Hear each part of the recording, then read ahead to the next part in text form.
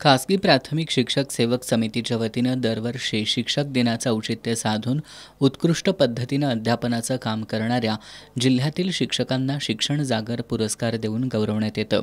यंदाचा पुरस्कार वितरण सोहळा राम गणेश गडकरी हॉलमध्ये आयोजित करण्यात आला होता। कार्यक्रमाला काँग्रेसचे विधान परिषदेतील गटनेते आमदार सतेज पाटील यांची प्रमुख उपस्थिती होती। या कार्यक्रमात निवेदिता बाबर, स्मिता दीक्षित, सुनंदा खांडेकर, परशुराम आवळे, संगीता शेडबाळे, अमोल गायकवाड, निशा सूर्यवंशी, दत्तात्रय पाटील, सारिका पाटील, गीता वारे, शीतल सूर्यवंशी, छाया गवळी, सागर पाटील, प्रफुल्ल बच्चे, पद्मजा महाडेश्वर, रेखा भोसले, शारदा पाटील, मिलिंद गुरव, धैर्यशील पाटोळे, मानसी खडकेकर, प्रदीप कतगर, विभावरी संघवी, प्रकाश मुचंडी, प्रज्ञा पावसकर, सविता पाटील, सुनंदा बिरंजे, वंदना सुर्वे, गीता चिंदके, दत्तात्रय माने यांचा मान्यवरांच्या हस्ते शिक्षण जागर पुरस्कार देऊन गौरव करण्यात आला। यावेळी बोलताना शिक्षक आमदार जयंत अस्कावकर यांनी मराठी शाळा बंद व्हाव्यात यासाठी राज्य सरकारकडून नियोजनबद्धरित्या शिक्षकांसाठी वेगवेगळी नियमावली तयार करून शिक्षकांच्या समोर अडचणी निर्माण केल्या जात असल्याचा आरोप केला। आमदार सतेज पाटील यांनी शिक्षक सेवक समिती आणि आपलं वेगळं नातं असल्याचं सांगितलं।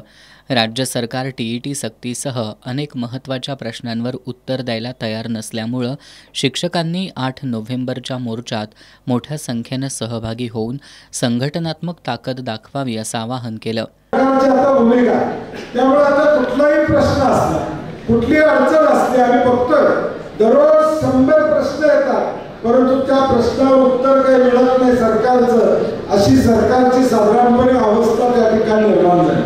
कारण ती एक बहुमत, त्या बहुमताच्या जोरावर आम्ही काही केलं तर चालतं असं वातावरण दुर्दैवाने या महाराष्ट्रामध्ये निर्माण झालं। आणि म्हणजे बदलायचं असेल तर ज्या संघटित ताकदी आहे, संघटना आहे, त्या संघटनेच्या माध्यमातून तुमचे प्रश्न सुटले पाहिजे। आता मोर्चा मला वाटतं 8 तारखेला आपण ताकदीनं मोर्चा यामध्ये ठेवलेला, सगळ्यांची जबाबदारी आहे की सकाळी घरचा डबा घेऊन या मोर्चाला गेलं पाहिजे।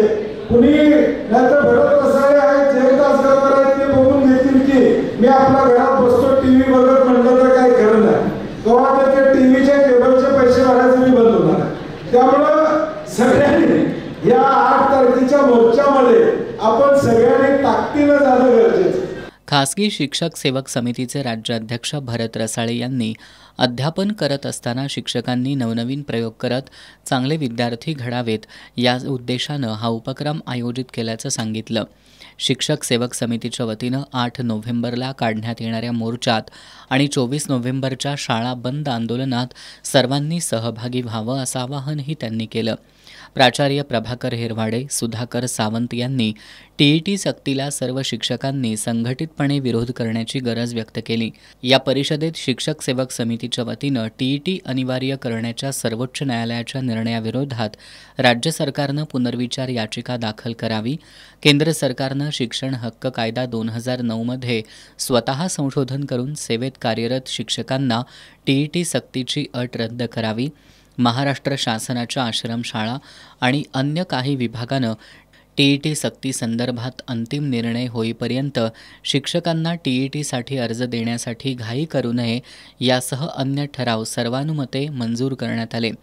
कार्यक्रमाला समितीचे राज्य सचिव शिवाजी भोसले, महादेव डावरे, बादशाह जमादार, प्रल्हादसिंह शिलेदार, पीडिया आवळे, कुमार पाटील, सविता गिरी, गोरख वातकर, मच्छिंद्र नाळे, कृष्णा चौगुले, वर्षाराणी वायदंडे, अप्पासाहेब वाघरे, चारुलता पाटील, प्रशांत गुरव, रॉबर्ट बारदेसकर यांच्यासह शिक्षक सेवक समितीचे पदाधिकारी आणि शिक्षक उपस्थित होते।